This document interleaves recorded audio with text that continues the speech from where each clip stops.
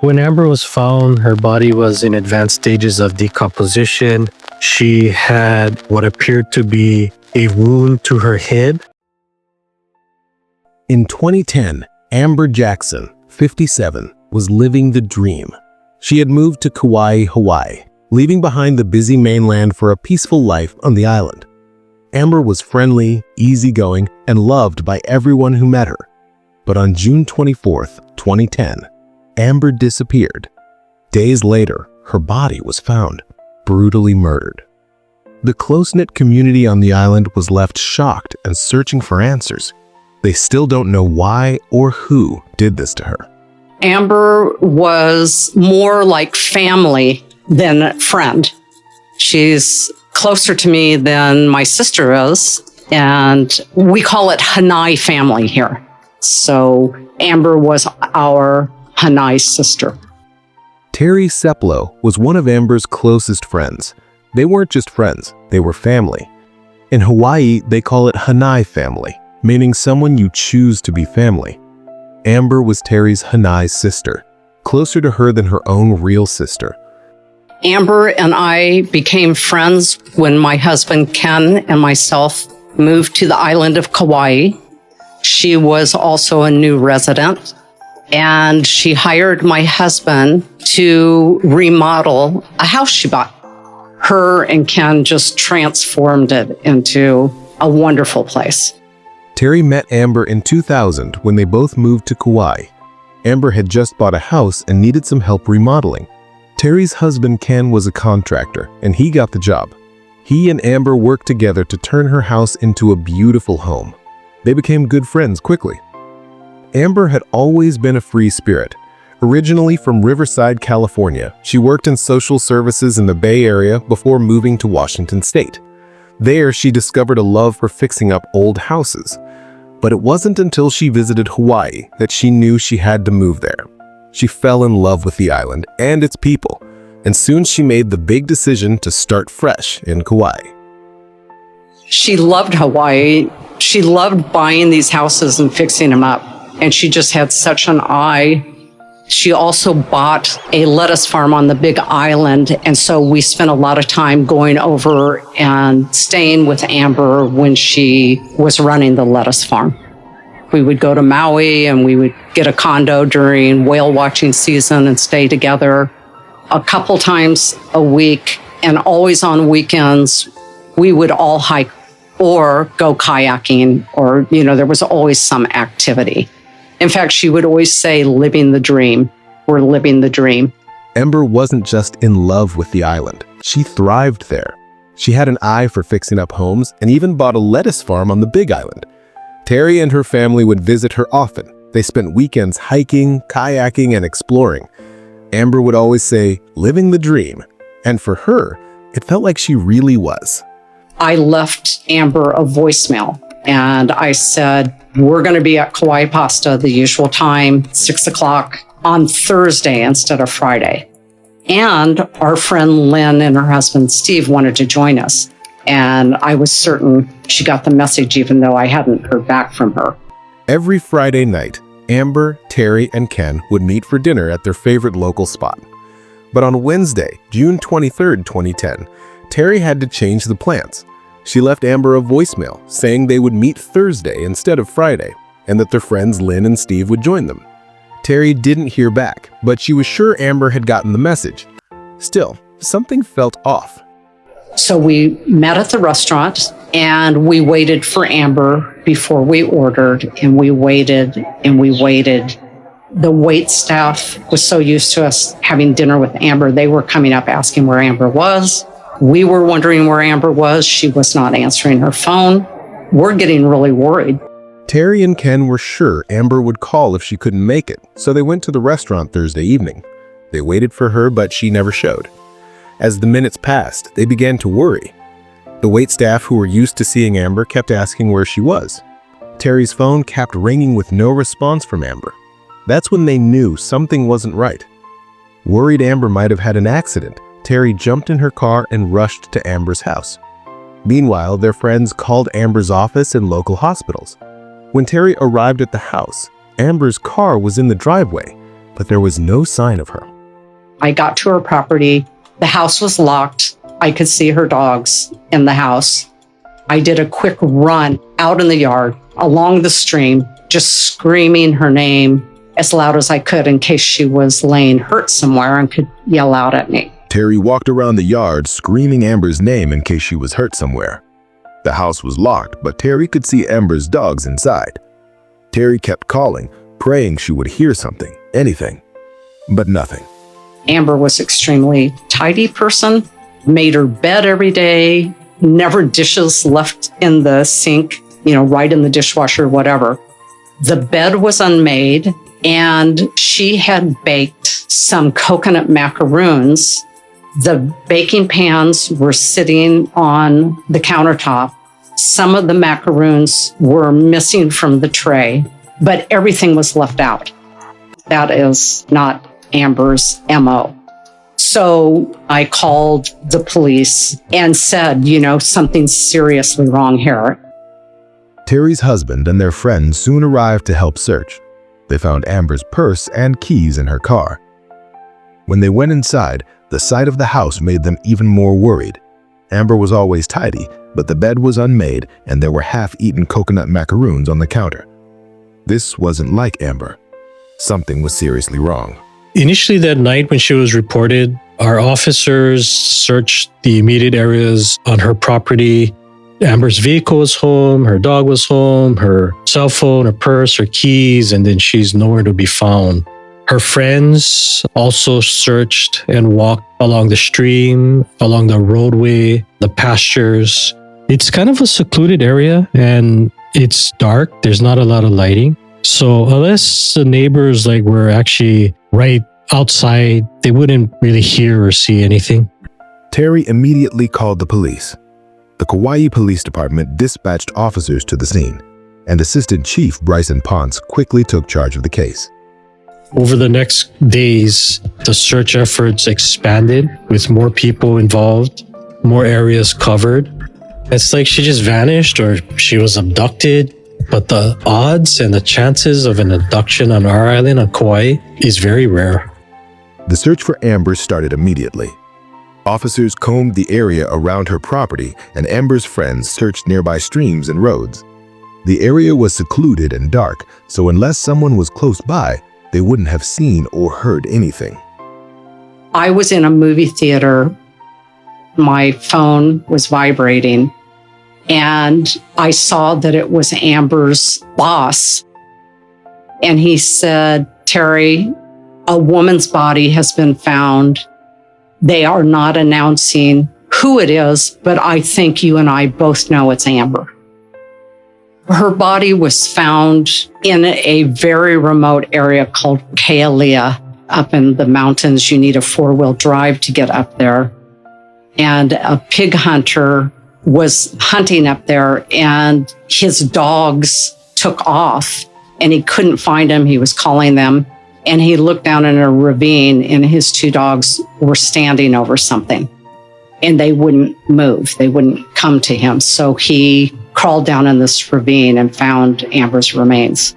8 days after Amber vanished, Teri got a call that would haunt her forever. Her phone rang while she was at the movies. It was Amber's boss. He told her they'd found a woman's body in a remote area of Kaua'i. He didn't have confirmation, but he believed it was Amber. A pig hunter had found her body in a ravine surrounded by his dogs. They wouldn't move, and when the hunter looked closer, he discovered Amber's remains. When Amber was found, her body was in advanced stages of decomposition. She had what appeared to be a wound to her head, because that's where the majority of decomposition was observed. Her torso and lower half was still intact.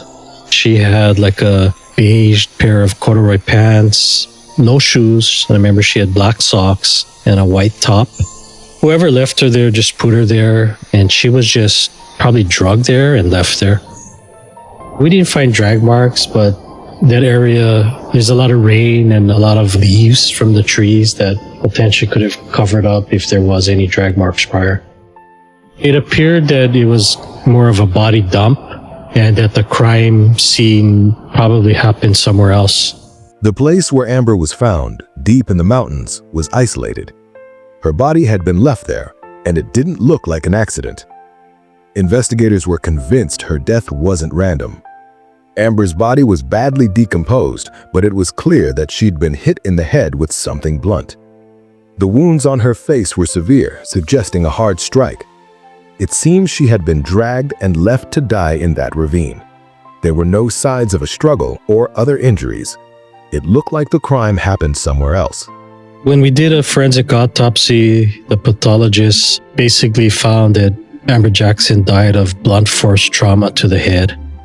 She was hit on the side of her face and struck very hard to cause indentation in her facial area. It was a linear type object, maybe similar to like a pipe or something like a bat. We didn't find anything else except the injury to her head, no other sexual assault or anything like that. Amber bled out so much from her head area that any type of other DNA evidence was overpowered by Amber's DNA. The search for clues continued.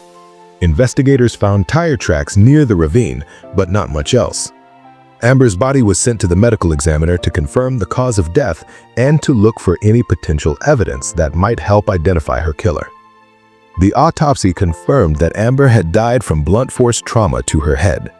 The pathologist believed the weapon was something like a pipe or a bat. There were no other signs of assault.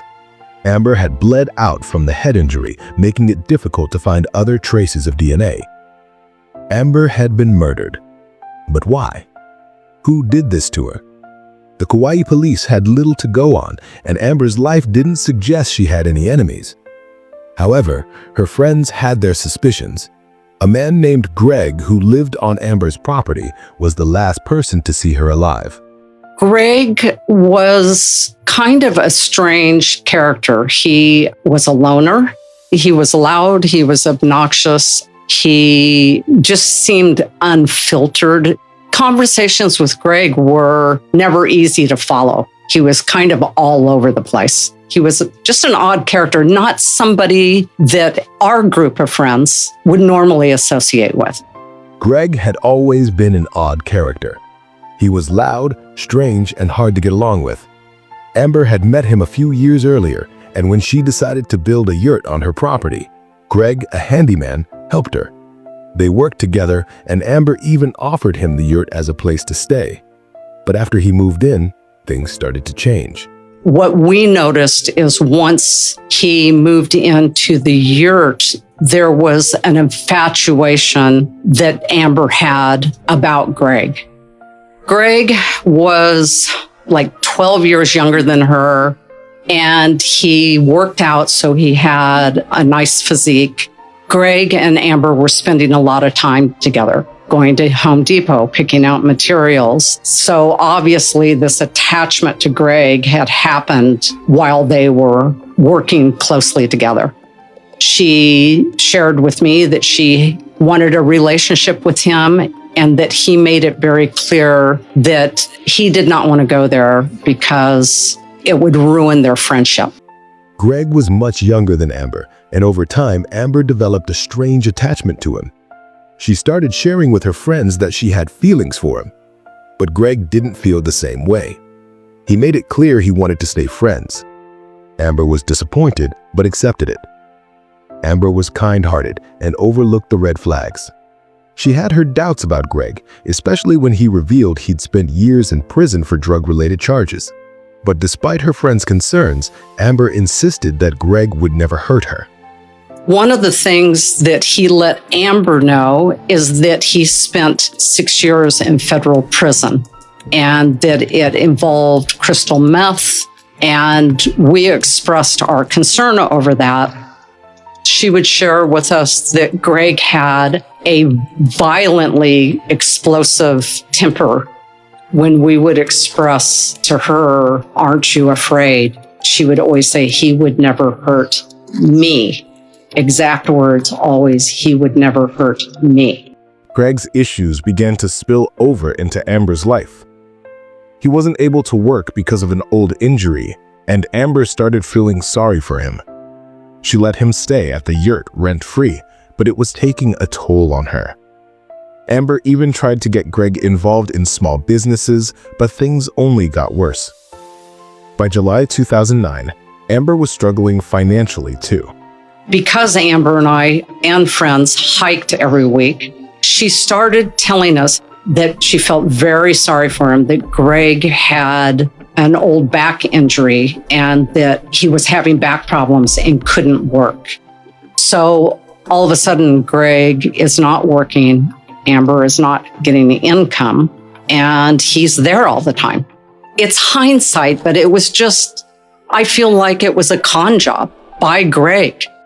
Amber finally told Greg he needed to move out. She was going to rent the yurt out, but just days before she left for a trip to Marin County, she had a change of heart. She couldn't bring herself to kick him out, so she decided to help him further. She finally told Greg that she needed income and he was going to have to move out. She went to Marin County, and the idea was that when she came back, he would be moving out and she would rent the place. When Amber came back, she let Greg stay, and things took a strange turn. She even helped him start a marijuana business, allowing him to grow it on her property. Then, shortly after Christmas in 2009, Amber began to notice Greg's attitude change. January 2010, she's telling me how he's pressuring her to have an intimate relationship. And I'm like, well, what do you think, Amber? And she said, well, I've always been attracted to him. And so she did start an intimate relationship with him. And all of a sudden, we were seeing very little of Amber. By January 2010, Amber was telling her friends that Greg was pressuring her to take their relationship to the next level.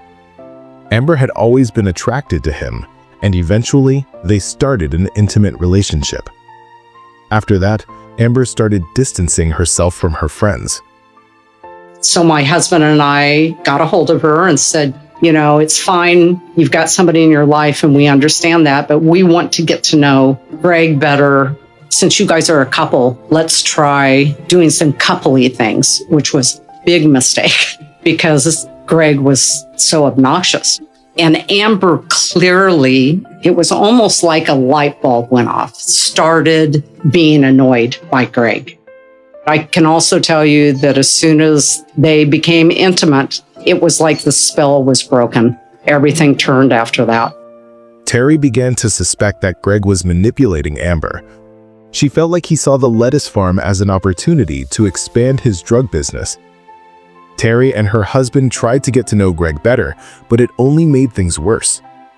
Amber started to grow frustrated with Greg, and everything seemed to fall apart. I think that Amber felt like the only way she could break her tie with Greg, because she cared so deeply for him, is to leave Kaua'i and move back to California to create a distance. But she also let me know that she was in financial trouble and she had to get rid of Greg and start climbing her way up. 2 days before we found her missing, the two of us were hiking up the Sleeping Giant together, and she said to me, I finally had it. I'm sick of all the junk around his yurt. I'm sick of him growing pot. And I told him so, that I've had it. We're not going to be friends. Nothing. We're done. That was the last time I was with Amber. By June 2010, Amber was planning to leave Kaua'i and return to California. She told Teri she was done with Greg and everything that had been happening. It was the last time Teri saw her friend. Did Greg kill Amber in a fit of rage over her decision to end their relationship? The night Amber went missing, with all the commotion happening around the property, it seemed strange that Greg never came out of the yurt until the police arrived. His behavior only raised more questions. When the initial patrol officer responded, Greg was washing clothes. He was kind of sweating pretty heavily, and he wasn't helping at all to look for Amber. So it kind of struck the officer as kind of odd. Greg came down to Amber's house, cool as a cucumber, no emotion, and described how Amber had told him that she was depressed and that she was going to move back to the mainland. When the officer asked the last time he saw Amber, he said they had dinner the night before, that he offered to have sex with her and she declined. Greg mentioned that the night when he last saw Amber, she was almost like having a breakdown. And in this exchange of feelings, he got upset a little bit, and then he says that he left and went home. Very early on in their relationship, Amber let me know that Greg had a weapon that he called the Protector, and she described it as some kind of club. I don't know if it was wood or if it was metal. I never saw it, but she said that he kept it next to his bed to protect himself. After the autopsy, Amber's friends found something else that made them suspicious. The description of the weapon used to kill her, something long and stick-like, sounded eerily similar to something Amber had mentioned before. She told Teri about a weapon Greg kept in his yurt called the Protector, a club-like object he kept next to his bed. Amber said it was for protection, but Teri had never seen it for herself. The night Amber was reported missing, police didn't have a reason to search Greg's yurt, and no murder weapon was ever found. Without physical evidence, the authorities could only guess at Greg's involvement. We've spoken to Greg many times, and he's basically told us this is all he knows. Greg didn't want to take a polygraph. He wanted to consult with an attorney first, but never circled back to want to take a polygraph. He does remain a person of interest. Greg had been questioned several times, but he refused to take a polygraph test. He said he wanted to consult an attorney first, but never followed through. For now, he remained a person of interest in Amber's case. But Greg wasn't the only one under suspicion. Nearly a month after Amber's body was found, investigators received a tip from a woman named Michelle Stewart. She had a strange feeling about some odd encounters she had with her neighbor, Rick. Rick lived across the street from us. My husband was paralyzed and in a wheelchair, and so he was home all the time. And Rick was retired, and he was also home all the time. So they just became fast friends, so we saw him nearly every day. Him and his wife, Karen, were actually very nice people. They seemed to do a lot of community work, and Rick was a really great tour guide of the island. But pretty quickly, it was very apparent that he drank a lot. Rick lived across the street from Michelle and her husband. They'd become friends since Michelle's husband was paralyzed and home all the time. Rick, retired and often at home, would stop by regularly. He and his wife were involved in the community, but it didn't take long for Michelle to notice Rick's heavy drinking. By the end of June, Michelle had an odd experience with Rick. His wife had called me and asked me if I could look out and see if Rick's truck was there because she had been trying to get a hold of him. At the time, Karen, his wife, worked nights at the hospital, so she was gone all night. And we took a look outside and his truck was not there. She just kind of asked if we could just keep maybe trying to call or text him throughout the night, just let her know that he was okay or to get a hold of her. And we did try a few times to call throughout the night, left him voicemails. His wife had called her, asking her to check if Rick's truck was in the driveway because she hadn't been able to reach him. Michelle looked out, but didn't see the truck. She tried calling Rick a few times, leaving him voicemails, but he didn't respond. The next morning, Michelle saw Rick's truck in the driveway. She went over to talk to him and ask where he had been the night before. Rick told her a strange story. He said he had to hide out on Unahola Beach because he had hit a parked boat and needed to lay low to avoid the boat's owner. I went and talked to him and I said, your wife was trying to get a hold of you and make sure everything was okay. And he said, well, I had to hide out all night on Unahola Beach because I hit a parked boat last night and I was trying to hide from whoever's boat this was that he had hit. Michelle was skeptical of Rick's story. It didn't make sense to her. When she looked at his truck, the damage didn't add up. The back of the truck was dented, but not in the way it would have been if he had hit a parked boat. When I walked around to the back of the truck, there was on one corner, from the top of the tailgate down to the bottom of the bumper, was rounded out like he had backed into something round, like either a tree or a telephone pole, which I thought was very strange. If you're driving and you hit something parked, you would likely have damage in the front. It just registered as odd to me that that's where the damage was. At first, Michelle thought Rick's story was just another odd drunken tale, but things took a strange turn later that night. Around midnight, Rick came over to her house drunk and woke her up. He asked her to do something unbelievable: burn his truck. Rick rambled about needing to destroy his truck because members of a local gang owned the boat he had hit. Michelle thought it was just a drunken delusion, so she sent him home. But the next morning, the police knocked on her door, asking about Rick's stolen truck. Michelle was confused. Rick had told the police that Michelle had driven him to the store and his truck had been stolen. She told the officers it wasn't true. Later, she confronted Rick, who admitted his truck hadn't been stolen. He took her to a remote spot where he had hidden it. The truck was in a dirt area, and when Michelle and Rick's wife Karen checked it out, they noticed something strange. The back of the truck had fire damage. The source of the fire was soon discovered: fireworks in the back seat. Michelle recognized them immediately. Michelle believed Rick had stolen the fireworks from her house and used them to set his truck on fire. But even if his story about the boat was true, why would he go to such extreme lengths to destroy his truck? As she thought about the timeline of Amber's disappearance, Michelle started to wonder if Rick had something to do with it. Michelle put the pieces together. The night Amber went missing, Rick had been unreachable. His truck had been gone, and the remote spot where Amber's body was found was accessible with a four-wheel drive truck like Rick's.